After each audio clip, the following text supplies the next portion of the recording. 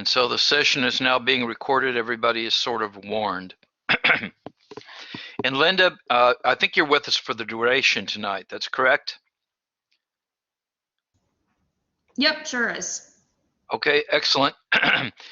Before we leave, let's do a kind of a poll as to how people are and things like that. But we're going to do that at the end. But just try to help me not forget that.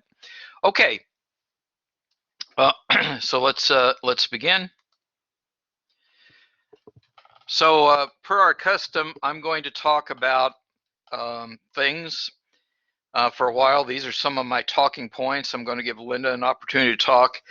You guys are welcome to ask questions at any time, but you're certainly, there's a slot here where I will pause and entertain your questions. And then tonight we're going to continue our content things, and I'm prepared to do all of this tonight. We might not get all of this done. We'll see how all that goes, and we'll go from there. Okay, so I'm going to start talking then.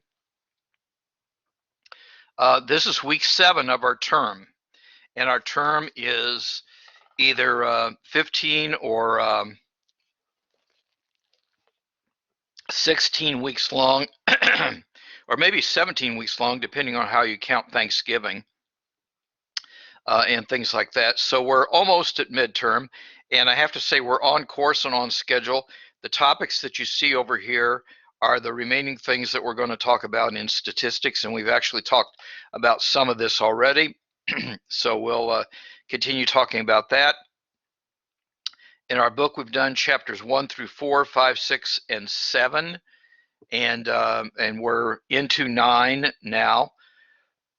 So that's good. And we have LSA 6, 7, and 8 that are kind of queued up.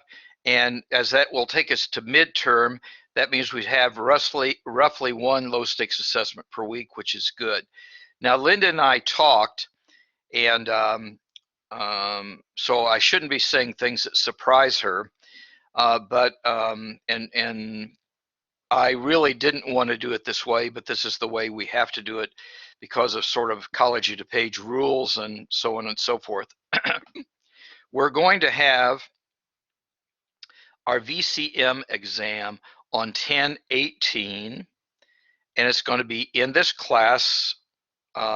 It's going to be at this time from 6 to 7:15, but there is going to be a Zoom address. And Linda and I will talk more about that, next week after we finish the material and stuff like that. But that's the date it's going to happen. So if you're behind, you kind of say, oh, I need to catch up by then, and things like that.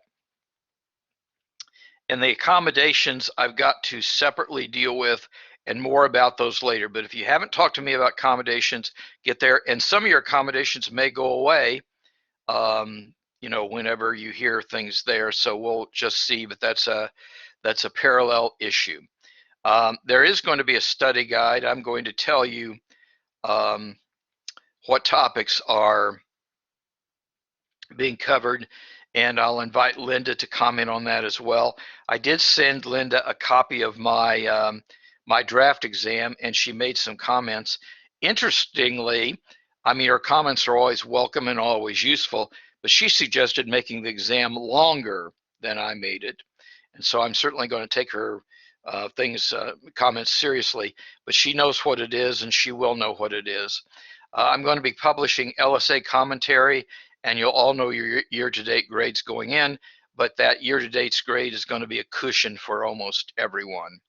So I think that's all I really wanted to say, but there was some important things in here. The fact that we're having LSA 6, 7, and 8 will be happening, so you want to be doing those. And I also told you when the test was and things like that. And I'll ask, Monica asked how many questions. And Linda, I'm going to ask you, how many questions did I send you? And then I think Linda may have suggested adding 2 more. And she may disagree with the way I've characterized that. I don't know. So Linda, how many questions were on the thing that I sent? No. that's not right. It's going to be taken in this class. So let's go back to that. Okay, we're going to be testing in the VCM time slot, and it has to be in Zoom. It will be on Blackboard, but it'll be happening in the context of this class. So there's going to be a Zoom thing. So what you all should plan on doing, unless you've got crazy accommodations, is and I don't mean crazy, but significant accommodations. What you should do is say, oh yes, I'm going to come to class just like normal on 10/18, except maybe I'm going to be even better prepared, and I'm going to go to a Zoom address and I'm going to take the test then. Now, Linda, I answered the second question that was asked, or at least that I think I answered it. But the first question said, how many questions are there? So, Linda, I'm going to ask you to speak to that based on the exam, the draft exam I sent you, and so forth. Go ahead, please.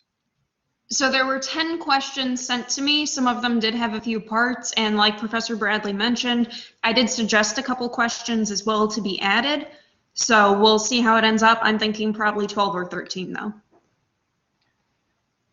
Okay, and so that means you need to, kind of know what you're doing and have things, organized as you go in. The study guide that we will prepare will also include, showing you what the grace note. I've been showing you grace notes along the way, and I'll show you the sort of the universal set of grace notes. Okay, now Linda was answering, a question I asked her. And so I want to say, do you have anything else you want to say, Linda, that, filling in any of these gaps or anything like that? Not especially. From what I've seen of the midterm so far, it is a lot of computations. So I'm seeing if we can get some more conceptual ideas on there as well. As far as midterms go for this course, I think it's on the easier side, so you guys should be just fine. As long as you're like keeping up with the LSAs, keeping up with the lectures. A lot of it is stuff that you've seen before.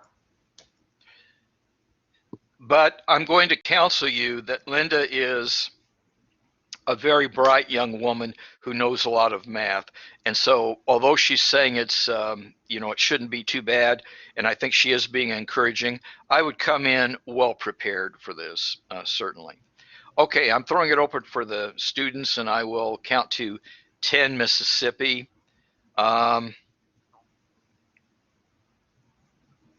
And Megan asked, can you continue to turn in LSAs? And the answer is yes.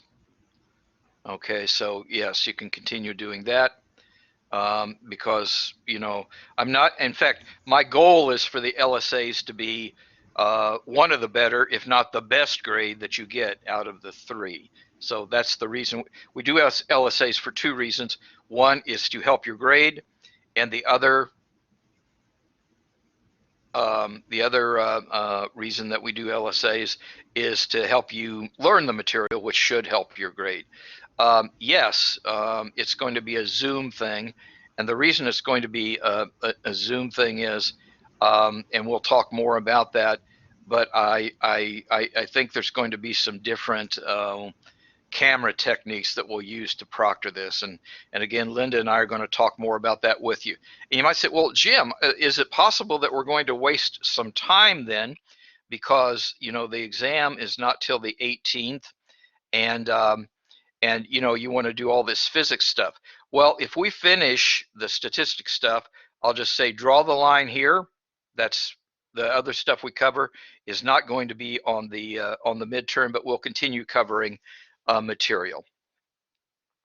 Okay, I'm counting to 10 Mississippi again because I think a student asked a question and I answered it. It's going to be on Zoom on the VCM is going to be on Zoom 10/18 from 6 to 7:15. Okay, I'm counting again.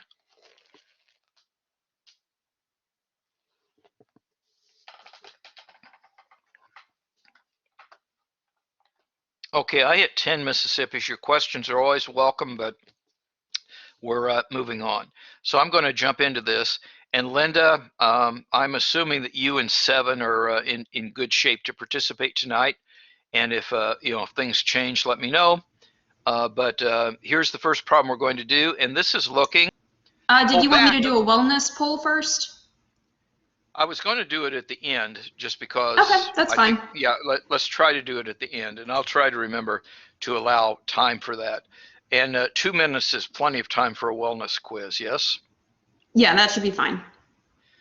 Okay, excellent. Now I'm going to read this problem, and the reason I'm reading this problem is it's similar to one we've done before, but it's different, and it's like another one you're going to do. And so, Linda, what I'm planning on doing is I'm planning on talking about this problem, but then I'm going to turn it over to you to do the Excel calculations, is my thinking. Okay? So, first of all, I'm going to read it. And the question is called three of a kind. And so this is asking you about the probability of getting three of a kind if you're dealt a 5-card poker hand. So here we go. You were dealt 5 cards from a standard 52 card deck. And we've talked about what a card deck looks like. Determine the probability of being dealt 3 of a kind, and that means such as 3 aces or 3 kings, and you answer the following questions. Now, I'm not going to do it step by step this way, but I am going to walk through this, and I'm going to make some things over here, and then Linda is going to talk about, well, how would you do these calculations using Excel to review that with you. Now, the first thing I'm going to do is I'm going to break this into steps, and the steps are going to be what is the rank of the card that you get, because you see 3 of a kind can be 3 aces, 3 kings, 3 twos, 3 threes, and so on and so forth. And then you get 2 other cards that aren't matching with the aces or kings.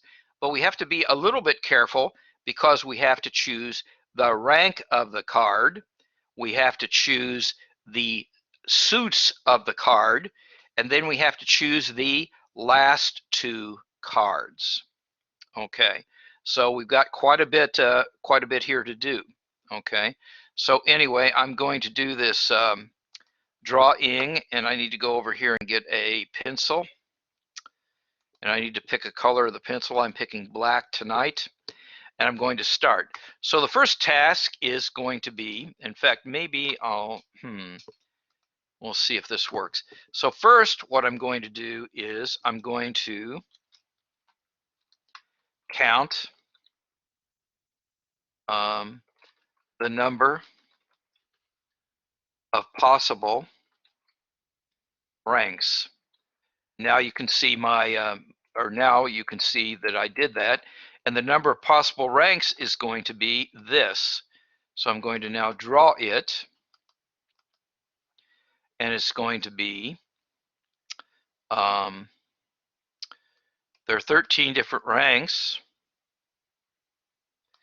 and I'm choosing 1, and that means I'm choosing the number of possible ranks that I can have for the 3 cards. So you see I have an ace, a 2, a 3, all the way up to 10. I have a jack, I have a queen, I have a king. And so there's 13 of those. So that is 13, choose 1. Then what I'm going to do is I'm going to count the number of suits that I could have for those cards, like the kings, as an example. And so I'm going to call this, I need to go over here and get it again. So next I'm going to count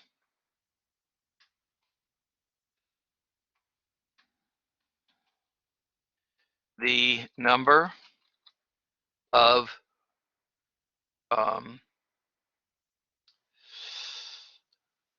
type suits I can have. Okay, now you see, even if I have a king, there's different ways. So this is the number of ranks of cards, but now we're going to count the number of suits of cards. And you see, there are 4 suits, and we're going to choose 3 of those. So that means I could have diamonds, hearts, and spades, or diamond, hearts, and clubs, and so on and so forth. So this counts the number 4, choose 3, because I'm choosing 3 suits that will be like those kings. And then the last thing I'm going to do is in this, actually, maybe there's 4 steps. I don't know. Yeah, I guess there is. And I'm going to pick, let's see, count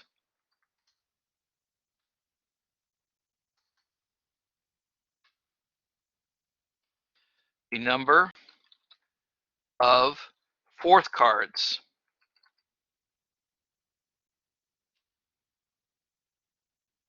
Now, when I count the number of 4th cards, it's going to be, here's what I can't do.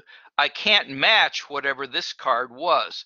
So you see, it can't be, if I have 3 kings, I can't take another king, because if I were to take another king, that would be 4 of a kind, and I can't do that. And so what I'm going to be doing here is I've got, this gives me the number of different ranks I could take. This is the number of different suits, but I can't match this. And I've got 3 cards that are already spent, the 3 cards that are matching rank. But now what I have to do is there's one more card I cannot pick. And there are 13. Now, yeah, I'll explain that in a minute, or maybe Linda will in a minute. I think I'll try to remember to do that. But what happens now is, and maybe what Nalia was saying is, oh yes, but you can't use the king again. And I would say that is right. Okay, so for the 4th card, I'm going to say that there are, it can't be the king. So that means there are 4 cards it can't be. It can't be the ones that I've already picked, and it can't be the king. And so how many cards are left? Well, you started with 52. 3 are accounted for in the hand, and there's 1 I can't have, so that's 4. So this is going to be 48.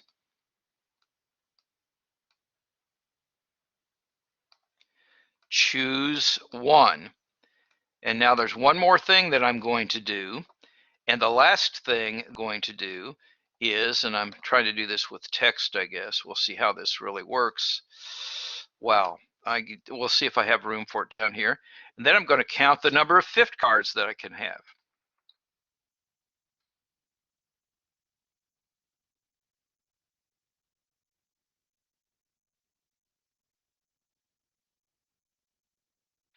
But now I've got to think about this, because you see, there is a hand that's called a full house that we're going to talk about soon. And so you see, I can't match this 2nd card, or else I'll have what's called a full house, which isn't 3 of a kind. In fact, it's a better hand. So you see, I cannot pick, I can't match this one either. So there's only 47 that I can have here. Choose 1. So I'm making this into 47, choose 1. And in just a moment, Linda is going to take control of things. And she's going to talk about, well, how would you do this calculation on Excel? So this is 47, choose 1. And of course, Linda's going to multiply all these together. Okay, so let's see. So Linda, are you prepared to assume controlled here? Yes, I do have a quick question though. Can Did I the screw 4th up? and the 5th card be the same rank? They could not be the same rank. You're right, or else you would have that. Okay, so let's think about that. So the 4th card, you could pick it arbitrarily, but then you can't match it. So that means that for the last one, you've got 4 cards here, 4 ranks. And so let's see. So that was a poker question. So let me find the eraser here. And so what we're happening is the 4th card could be, and I actually could do this 2 different ways. I think what I'm going to do is I'm going to do this parsed the way Linda was doing. So we got to count this number of cards. So I'm going to erase here. Okay, so there we go with that. Okay, and that is all erased. Okay, now the fourth card can't be another king. Okay, so that means now I'm going to do two things, and this might end up being exactly the same number for this one, but I'm going to use Linda's logic, what I think works. So this can't be like if these were kings, this can't be the king. Okay, so that is true. But now I'm going to pick. So I could pick another card, and this could be, so it's not matching those, but then there are 12. Now this is what Nalia was saying, so I think she was thinking about it this way. So I'm going to say that this is then going to be, there are 12 ways that I could do, let's see. Okay, so this is, and this is could be 12. Now I can't match the king or whatever this was, but having picked that, there are 12 ways, and I'm going to choose this. But then what I'm going to do is I'm going to erase again. And here's the eraser. It's here. I'm going to go down, and now I count the number of ways I can do the fifth card. Now I can't match the kings or whatever. I had 3 of a kind, nor can I match this one. So there's going to be, but the number of this fourth card, you see, this isn't the king, and so this is going to be times, and I think Linda's going to see that we get, at least for this one, we'll get the same number. We will see. And maybe Linda will speak to that as she's doing the calculation. But then I'm going to multiply this. That tells the rank of the card. But then how many cards do I have of that rank? Well, I have 4 suits. So that is 4, choose 1. And you see that'll end up being the same number as what I had. But this is perhaps a better way to do it. And then I have to say, how can I do the fifth card? And the fifth card, then, what I have is, this is going to be, it can't match this one. It can't be a king and a jack, for example. It has to be something else. So that is going to be 11. 11, choose 1. So I have to pick one of the ranks that we don't have, times, but then I can still pick any of those 4 suits. So that is 4, and this is choose 1. And now, Linda, I think you like this formulation better, I think, and I think it is a better formulation. Okay, so Linda then is going to, and maybe Nalia likes this formulation better. Okay, so we have that. So Linda, are you prepared to run with this then? Sure. All right. So I've already got all the notes in Excel. So then I'm just going to use those combination formulas to type all these in. So the first one is 13, choose 1. That's a 15, not a 13. There we go. And I'll do 4, choose 3. And here I'm just going to go with the 48, choose 1.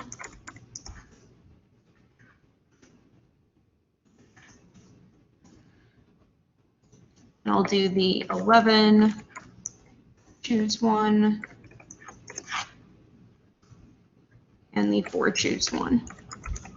And Linda, I think you said everything right, but I'm going to ask you to go back and explain why you could do the 48, choose 1 instead of what you had written there.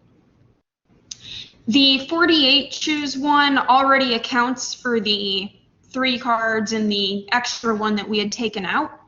So it really doesn't matter which one you choose to do, if you wanted to do the 12, choose 1 and multiply it by the 4, choose 1, or if you just wanted to pick a random card out of the 48.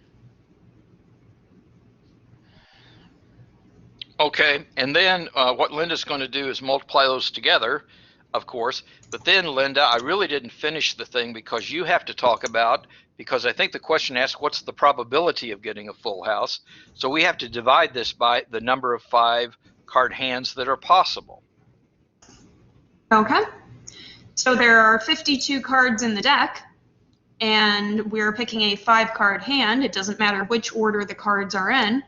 So I'm going to do another combination with 52 cards, and I'm choosing 5.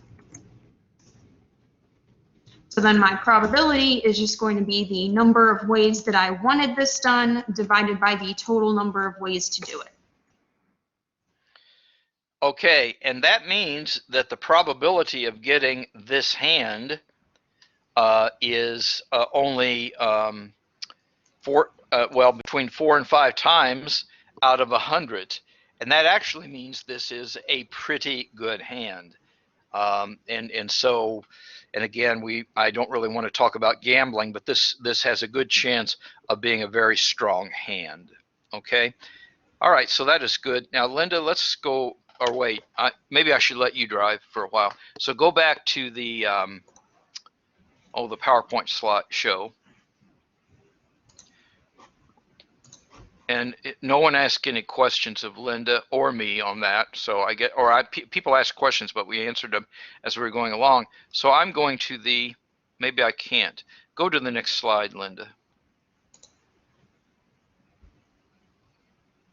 Okay, now this is what Ellen. Collaborate. Okay, good enough.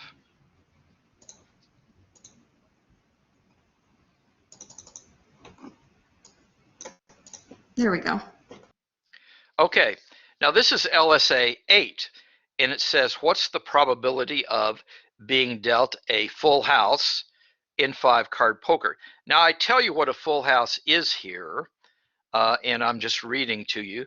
It says a full house, also known as a full boat or a boat, and originally called a full hand, is a hand that contains 3 cards of one rank and 2 cards of another, such as, here you can see you have a 3 of clubs, a 3 of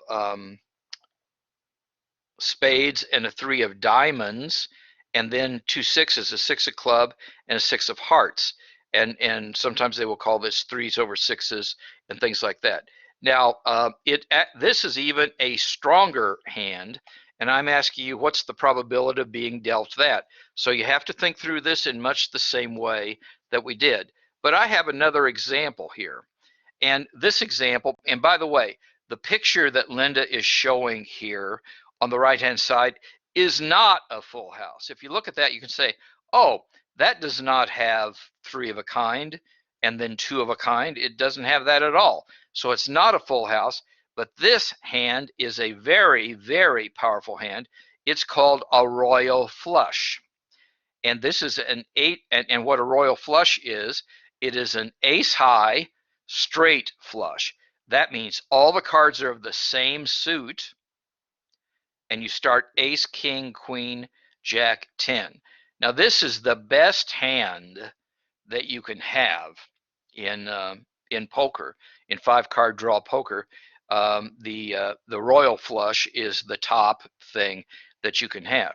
So I'm going to say, what's the probability of a royal flush? And Linda is going to go back and talk to you about that. In fact, I'll just talk to you and Linda both, but Linda's going to go back and see what's the probability of getting a royal flush. Now, Linda, the royal flush has to look like this, except it can be different suits. And how many suits do we have? There are 4. Okay, so you see there are 4 royal flushes. And by the way, it would be possible if you were playing poker for you to have a royal flush, and somebody else, you could have a royal flush with the hearts, and somebody else could have a royal flush with the spades. I've played a lot of cards. I've never seen, and there's not a very good odds of that happening. But still, it could happen. But that doesn't mean you lose. That just means you tie, and you would split the pot. And so that's what happens. So Linda, what would be the probability of a royal flush, just as another example? And so if you can go to, I don't know, Excel or talk through this, that would be good for the students. I'll go to Excel, but I'm going to make you talk through it. I got a flu shot today, and I'm feeling a little dizzy. Oh, I'm sorry. Hey, are you okay? Because I can do the whole thing.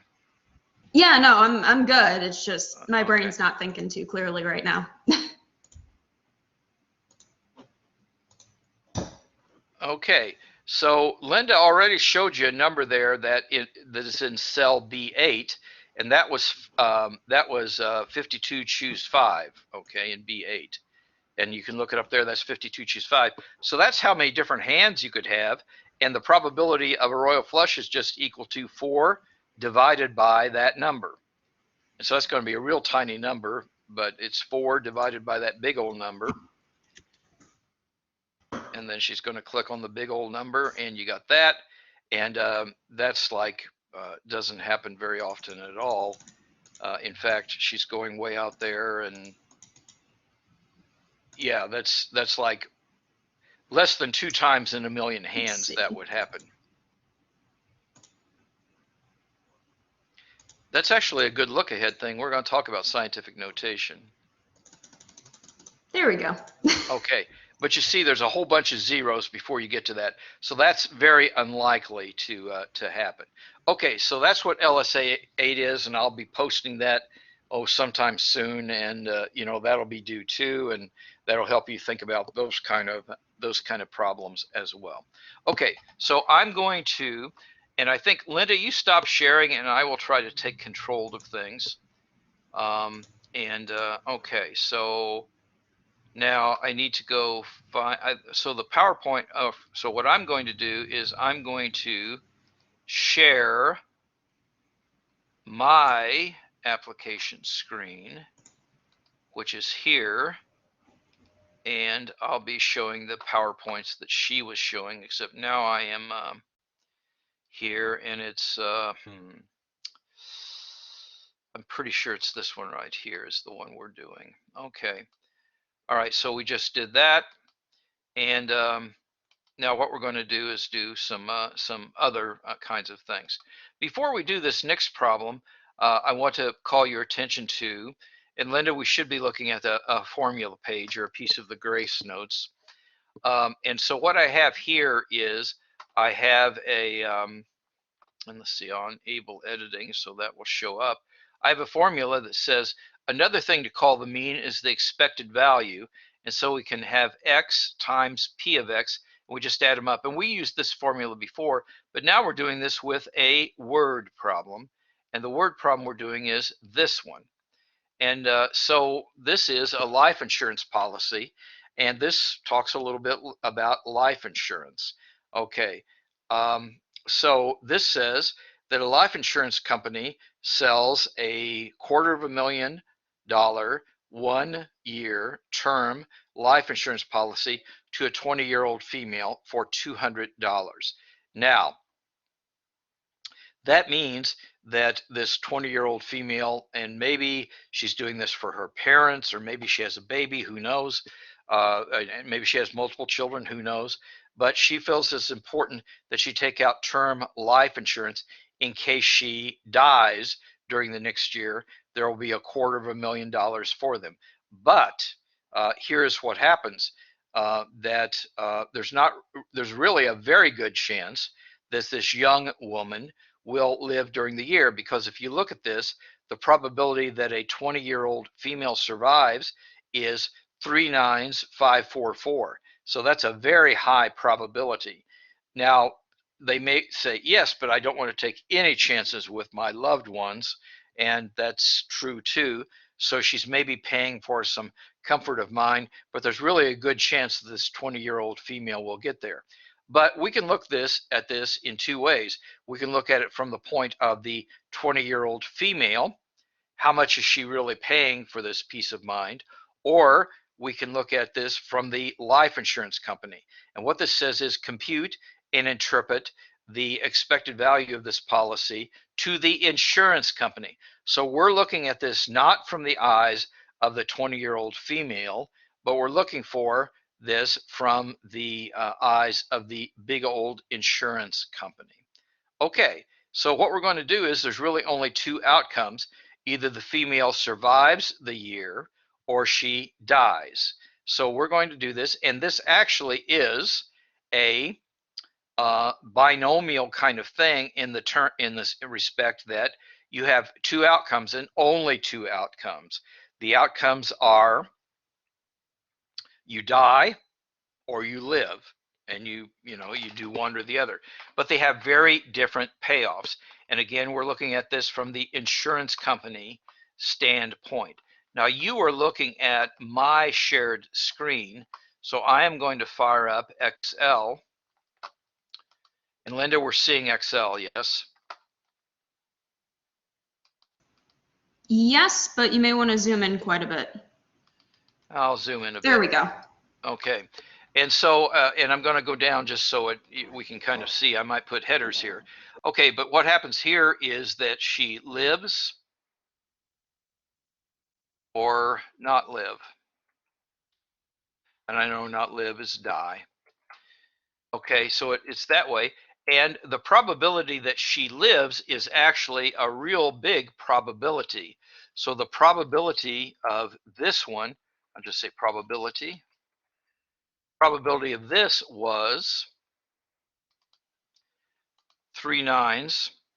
So this is 0.999544. You dropped the decimal. Damn it. Okay. And so I will try that again. There, I think I fixed that. And then here, you see, since she either lives or dies, this is going to be 1 minus that number. And I didn't put equal sign there either. And I got my flu shot a couple of days ago, and I thought I was well. I think I'm still well. In fact, it didn't phase me, but I am old. Anyway, we have that. So that's the probability that she dies, and that's not a big chance. That's between 4 and 5 times per 10,000. But anyway, what is the payoff then? Well, if she lives, what happens is the insurance company, and we're talking about this from the insurance company standpoint.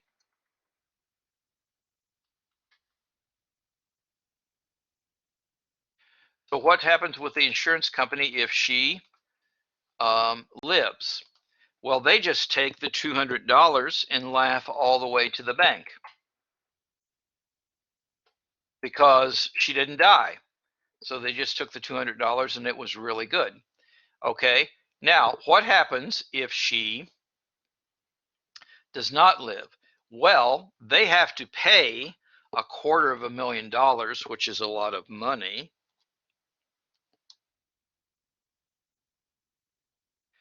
But they don't have to pay that unless she dies, and the chances are she's not going to die, so I get that. Okay, now this would be a plus for the insurance company, and this one is going to be a minus for the insurance company because they have to pay that out. So I put a little minus sign there to count for that, and that should be good, and we get that. Okay, so how much money did the insurance company make on this 20-year-old female? In fact, how much money did they make on every 20-year-old female who did this business with them like this? And you can see that they make the difference between the two. So it is this one, and I shouldn't subtract because I really made that a negative already, so I'm just going to add it. And you'll see that they made a bunch of money on that policy. And if you think about that, every 20-year-old female who bought this policy, they made that money. That is why insurance is a very good business. Now, if you looked at this from the perspective of the young woman, what would happen is that she would be paying the $200. So this would be a negative that she would be paying here. And so this would be a negative. And so let's just look at this. But then this would be she gets 2,500. So you see, this is what it is for the insurance company, and she basically paid $86 for peace of mind, saying, "Well, I think my loved ones would like to have $250,000 if something bad happens to me." Okay, so there we go. Any questions? Okay. then that was a good problem to do. And I'm watching the clock too, and so we're just going to go ahead. And I'm now going to do some more binomial things. Now I am going to remind you that a binomial thing, and we talked about this last time, is we have a probability function and everything else that we get to use with this. So I'm going to go and find a problem that I want to talk about. And well, what the heck, we'll talk about this problem. And so I'm going to read it and we'll talk a little bit about it. On-time flights. According to flightstats.com, American Airlines flights from Dallas to Chicago are on time 80% of the time. Now, by the way, let's talk about why this is binomial. Hey, either it's on time or it's not on time. So that's binary. It's one state or the other. It's independent because it depends on weather and stuff like that. But each flight is independent of the other one. It really depends on so many things that they're independent. And so that's true. And the probabilities, they say, are the same. It's 80% is on time and 20% not on time, and so on and so forth. And let's see, the probabilities are the same. Each trial is independent, and you have a fixed number of trials, because we're saying suppose 100 flights are randomly selected. So what we're talking about here is N is 100, that's 100 flights. The probability of being on time is 80%. The probability of not being on time is 20%. And so we got, successes and failures. We've got everything we need and independence. So we have everything we need for this to be a binomial experiment. But now what it says is compute the mean and standard deviation, where X is the number of on-time flights in 100 trials of this binomial experiment. Now, so that means in 100 trials, you would either get 0 on time, or you get 1 on time, 2 on time, and so on and so forth. And so the question is, compute the mean and standard deviation of the number of on-time flights we get if you did 100 trials.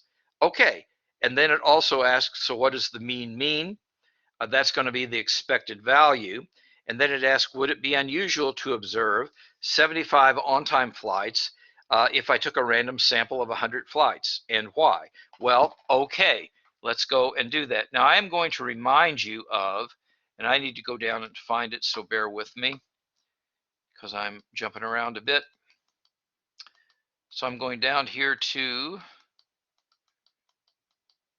one of our formula cards. It's not that one. Yeah, it's not that one.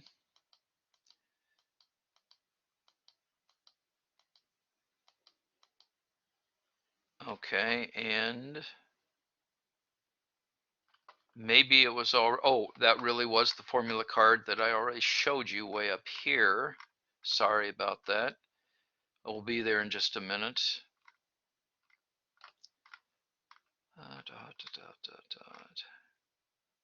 Okay, it's here. Okay, and you can see that the mean of a binomial random variable is, the mean of that binomial variable is N times P, where P is the probability of success.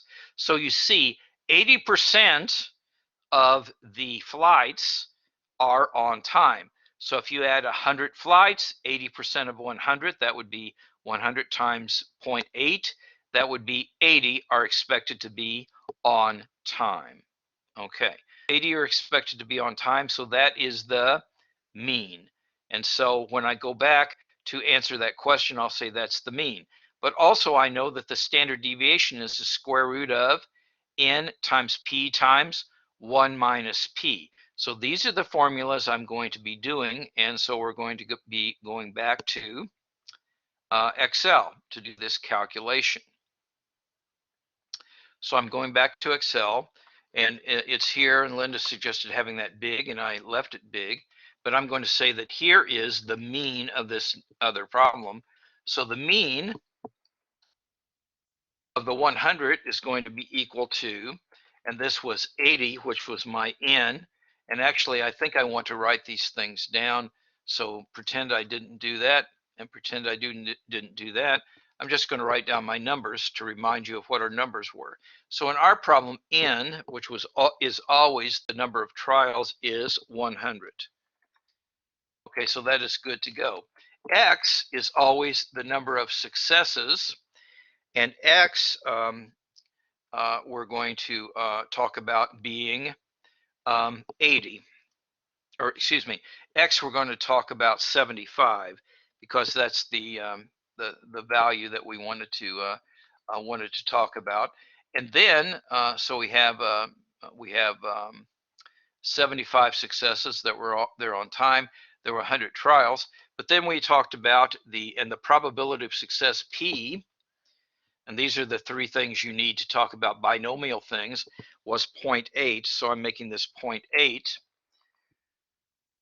Okay, so then the mean we just learned and reviewed. Actually, we knew that from before, but this is going to be equal to 0.8 times the number of trials there. So that was P times the number of trials, which is here. So the mean is going to be 80. But then we were asking, is this usual or unusual to get 75? Well, the standard deviation is going to be the square root of NPQ, or NP times 1 minus P. So this is going to be equal to, I'm going to call this the square root, and I'm going to go inside that bracket, and I'm going to put N times, then I'm going to put P, and I'm going to put times, and I have to put times there. Okay, and then this is going to be 1 minus P.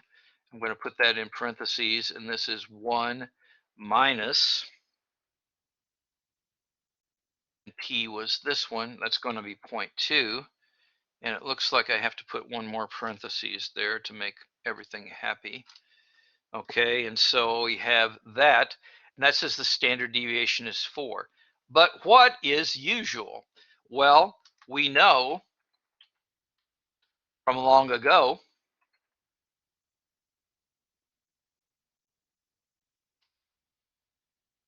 if we are within 2 standard deviations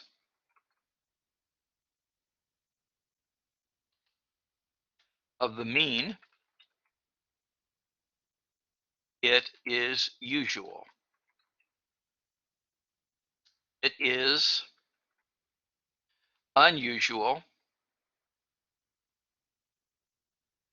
if we are more than 2 standard deviations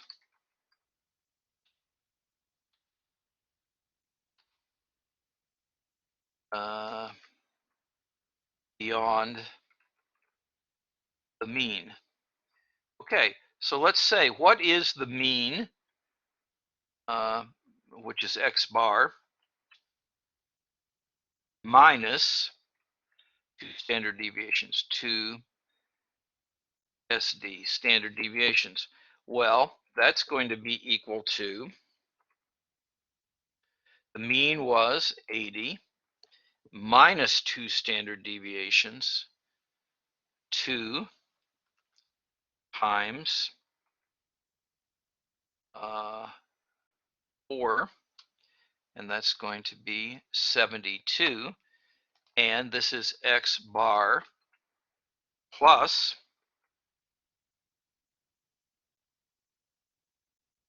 2 standard deviations. Okay, and I will go over to that column. Okay, so this is going to be equal to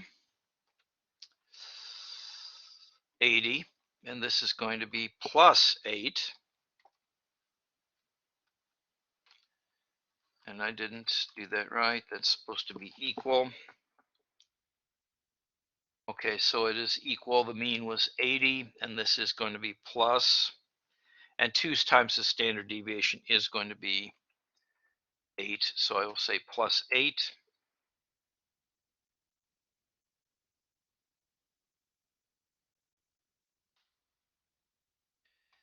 Okay, and that gives us 88. So is it unusual or not? And the answer is no, it's not unusual because 75 lays in between these two numbers. So it is considered usual. And this is an excellent transition to talking about confidence intervals. But so 75 is not unusual.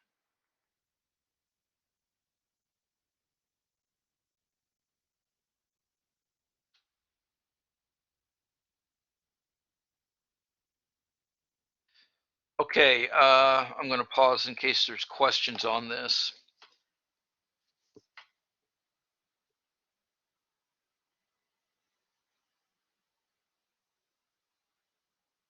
Okay, that's good. So now I'm going to continue. I'm going to close Excel. I might regret that. Maybe I'll just minimize it. And so now we're going to go back to some other problems. So we did that one. That was the on-time flight that we did. Or this is the on-time flight that we did. Oh, let's do this one about flights. Okay. Now, this one's going to be a different problem because we're not just asking the question, is it unusual? But this is still dealing with American Airlines, and Dallas to Chicago is still 80%. And I'm glad I didn't erase that because I won't have to type so many things. So this is the American Airlines flights from Dallas to Chicago are on time 80% of the time. Now, suppose 15 flights are randomly selected and the number of on-time flights is recorded. Explain why this is a binomial experiment.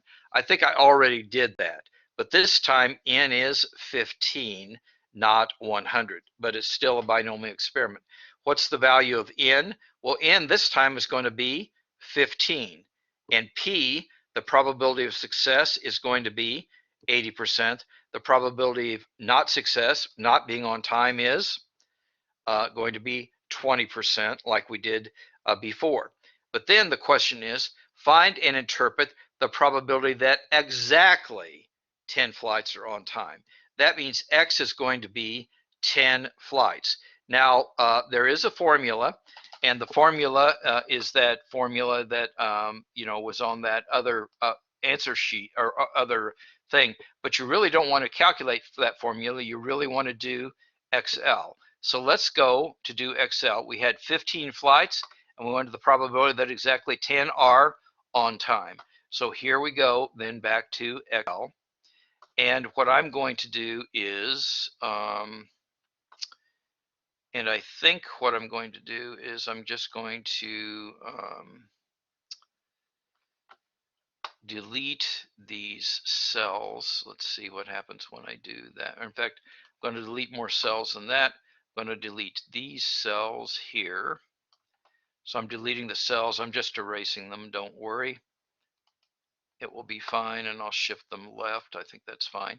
Okay, so we've got this here.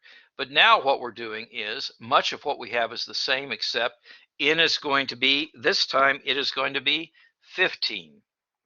Okay, and we want to know what's the probability of getting exactly 10. So I'm going to do 10 here.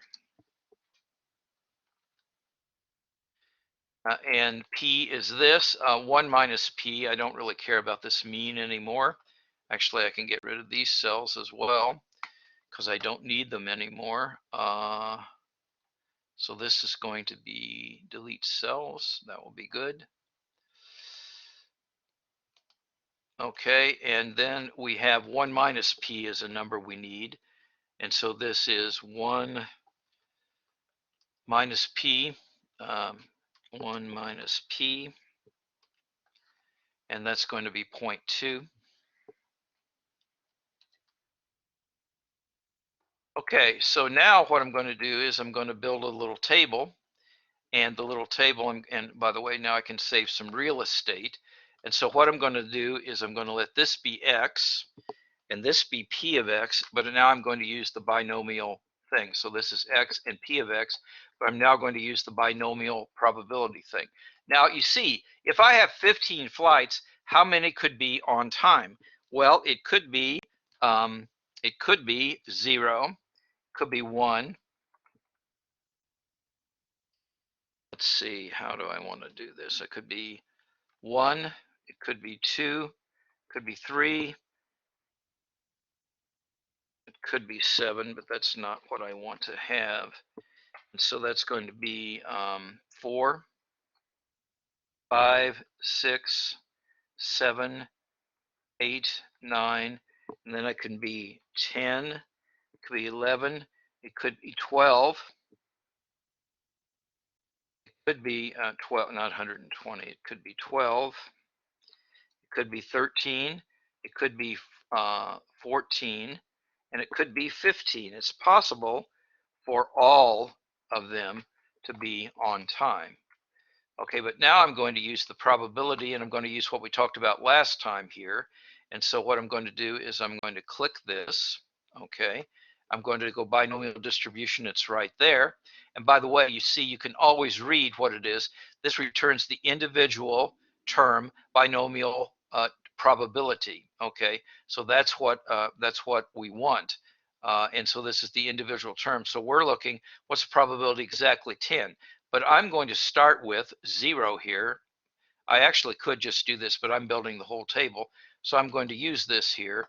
And now I have to put the number of successes. The number of successes is going to be here. The number of trials is going to be 15 for this, this example. And actually, I screwed that up. I need to go back and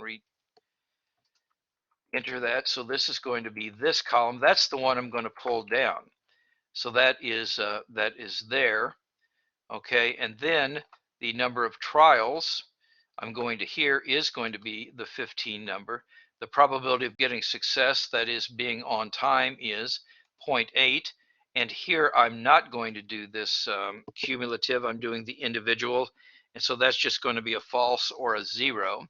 And you see my number shows up here. It's a real tiny number there.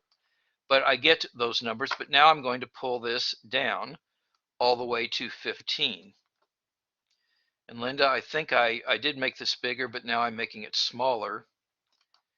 And let's see what happened there. Okay, this was, okay, I did E7. So that'll I think you did the E8. absolute cell references, so it changed it as it went down and eventually it ran out. Yep, so I'm going to go back and just fix that easily here. And this is the easier way to fix it. So what I'm going to do is I'm going to do this number was 15, so I'm just going to type 15, and this number was 0.8, so I'm just going to type 0.8, and then I'm going to leave the 0 here. That's fine. So I'm going to say that is okay, and so I get now maybe I am going to do the dollar signs. I'm going to change the lighting in my room right now. I'm going to add some more light to the room.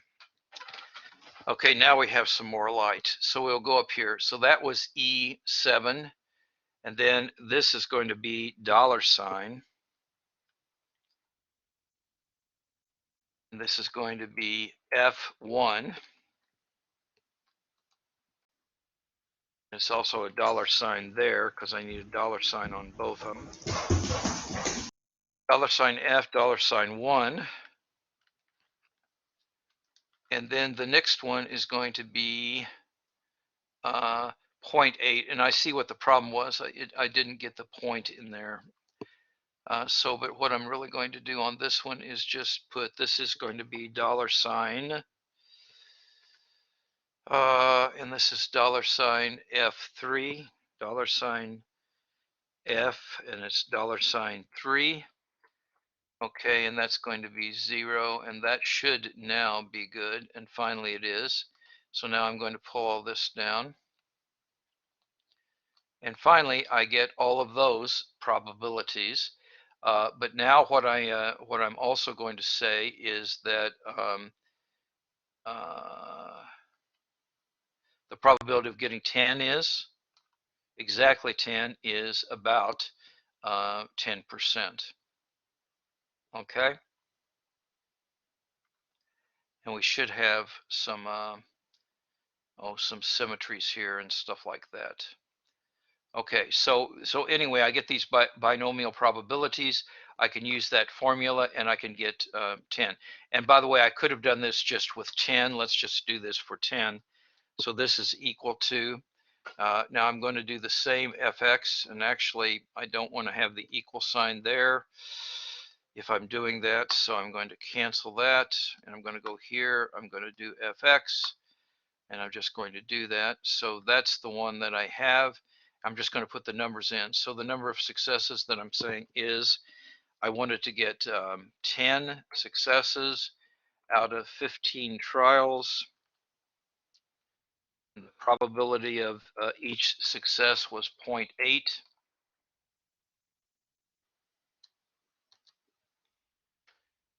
And it looks like it's not taking my decimal points. So this is 0.8. And then that's going to be a 0 because I don't want cumulative. Okay. So I say okay, and there we go. And you can see that's the same number that I had here. Are we okay with this problem? Now that was the first problem that we had on that. Let's go back and look at the others.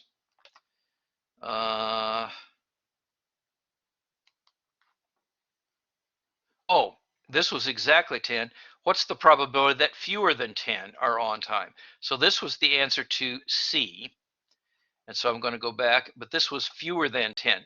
Now, fewer than 10 does not include 10. So let's go back to Excel, and we're here. So this was the answer to part C. So that is part C's answer, but this is part D's answer. Part D says fewer than 10. Well, fewer than 10 is going to be equal to the sum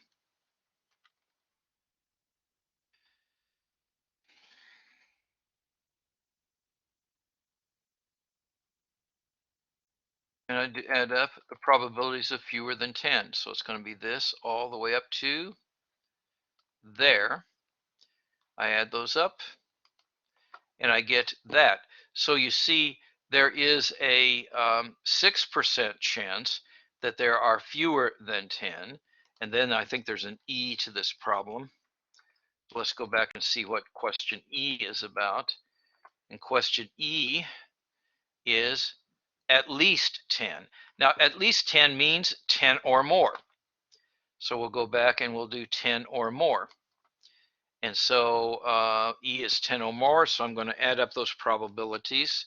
And so this is equal to, again, is the sum.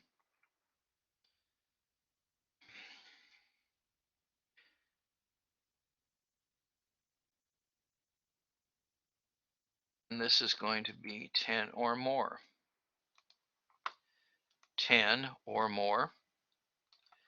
And I get this for the answer there. So there's a good chance that there's going to be, 10 or more. And because I added up, 10 and I went all the way up to there. And then F, I think, said between 8 and 10. Now, I don't remember if it said between 8 and 10 inclusive or not. So we have to go back and Inclusive. inclusive. So this is from 8 to 10. And so what I'm going to do is this is equal. I need even more light. This is the sum. Okay, and this is 8 to 10 inclusive. So 8 to 10 is adding up those. and we get that. So those are the answers to C, D, E, and F. So we again did some more binomial probabilities. I'm going to pause for a second, see if there's any question, actually for a count of 5 Mississippis. So I'm going back to my PowerPoint, but there may be questions.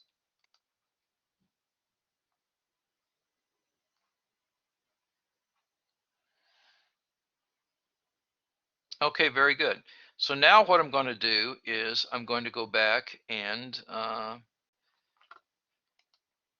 continue our discussion, and maybe this is the beginning of some of our discussion about confidence intervals. And you can talk about, we're going to talk, because we're supposed to talk about 2 kinds of confidence intervals, and one of them is called a population proportion, and the other one is called a population parameter. Okay, so I'm going to remind you of what this is. This was covered in some of the videos that I've asked you to watch. So suppose that a simple random sample of size n is taken from a population, and so we have a sample, and the value that we get from the sample is what's called our point estimate, and that is called p hat. So p hat is the proportion that we find in our sample. Now, the left boundary for the confidence interval is going to be p hat minus, this is z alpha over 2 times the square root of, this is p hat times 1 minus p hat over n. And the upper bound is p hat plus this number z alpha over 2 times, and this is the square root of p hat times 1 minus p hat all over n. Now you do have some conditions that have to be verified. N times p hat times 1 minus p hat must be bigger than or equal to 10, and n has to be less than 1/20th of the total number of things that we have. But let's do a problem with this then and see an interpretation. So we're going to here, and Linda, we did not do this problem before, did we? Or did we? I don't think we did. Not that I know of. Okay, and that's I'll take that to the bank. And I think I heard 7 shaking her head that no, she didn't recognize this either. So we're going to continue. Yeah, yeah, good girl. Okay, so we're going to do here. So I'm reading this: luxury or necessity. A random sample of 1003 adult Americans was asked, do you think televisions are a necessity or a luxury? You could do without. And so of the 1,003 adults surveyed, 521 indicated that televisions are a luxury they could do without. Okay, now what we're supposed to do with this, and what we're going to do with this, is we're going to obtain a point estimate, which is just what we get from the sample. We're going to verify that the requirements are met. We're going to construct a 95% confidence interval, and we're going to think about these questions as well as we go forward. Okay, so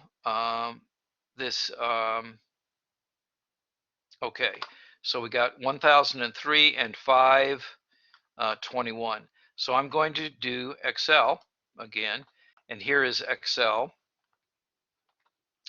I'm going to go someplace else in Excel because I don't need those other numbers. Okay, so here's what I'm going to say, that n, the number of people that were in our sample, was 1,003. And the number who agreed that it was a, the number X was 521. That was 521. So that was 521. I think I'm going to start giving these lectures from the Learning Commons. The light is much better in there. And so we're trying to figure this out. So that means that p hat, my point estimate, is going to be the ratio of these two.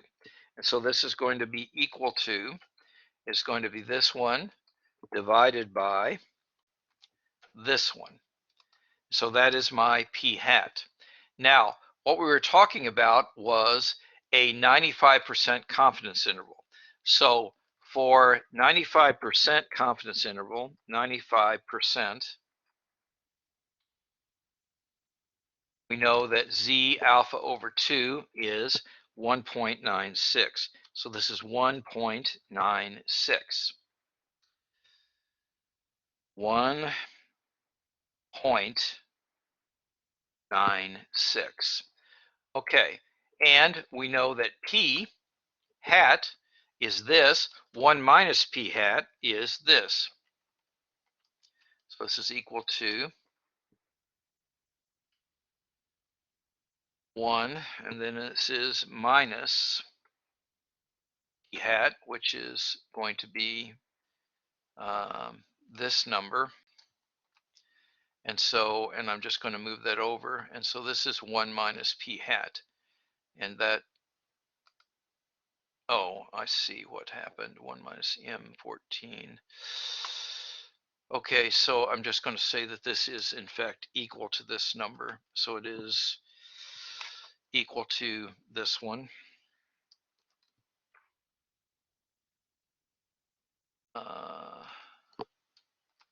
Okay, this is 1 minus p hat that's here.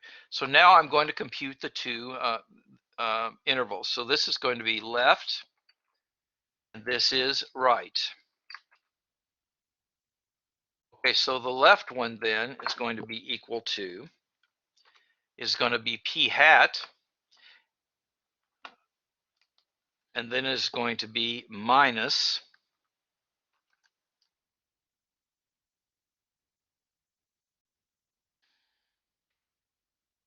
and then this is going to be z alpha over 2, which is this number, times, and this is going to be the square root of, this is going to be p hat times 1 minus p hat, and this is going to be divided by n, which is this number, and that's going to be what we have for that left endpoint. Is we get that, and for the right endpoint, it is going to be equal to, this is going to be p hat plus, and then this is going to be this times, and then this is going to be the square root of, and this is going to be p hat times 1 minus p hat divided by n again, and n was this number. I close the parentheses and I get that. So you see, this says that the 95% confidence interval runs from 0.48 to 0.55. Okay, and these are the exact values. So the answers that I would want for this confidence interval would be the left and right endpoints. But now let's go back and look at the question. And the question said, I do know what time it is, so don't worry, I always know what time it is. So construct and interpret a 95% confidence interval.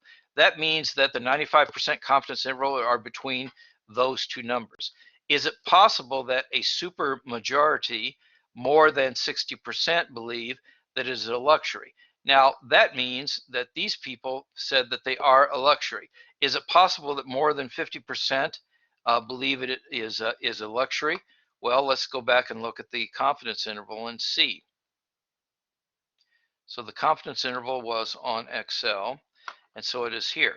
Well, 60 is not in this confidence interval, and so it's possible, because we're not 100% sure, but it is unlikely. Okay, so we've gone through and we've done a confidence interval for proportions. You've got videos to watch and things like that. We're going to talk about confidence intervals for means, and we're going to talk just briefly about hypothesis testing. But we really, in fact, just tested a hypothesis because we said, is it possible for there to be 60? And we concluded that it's unlikely that the number is 60. Okay, so Linda, we were going to do a poll, but I think I ran over, so we're not going to do the poll. But you guys know there's a lot of help available. I'm still doing one. Oh, she's doing one. All right, go ahead. Linda is keeping you overtime, guys. I know, they can blame me. No, I'm sanctioning it, though. It's fine. Now, Linda, I think I have to stop sharing and go back to Blackboard so I can see this poll you're doing. Maybe I go back here. Maybe I can't see the poll at all. Oh, there you are. You're getting some responses. A lot of people are going to be rewatching it. A lot of people are feeling a little bit okay. So that's always a good thing. Okay, and I'm going to turn this off so it's not a big old thing when I upload it. Okay. And one day I have to meet 7. Maybe after COVID is over, Linda, I will meet 7 face to face. Okay, Of course, so she I'm would love turning to it off. meet you. Okay, I will bring her a bone or something. Okay, so you guys all take care, and I have office hours again tonight at 9. And thank you, Linda, as always. I'm stopping. Whoops, I was trying to stop the recording.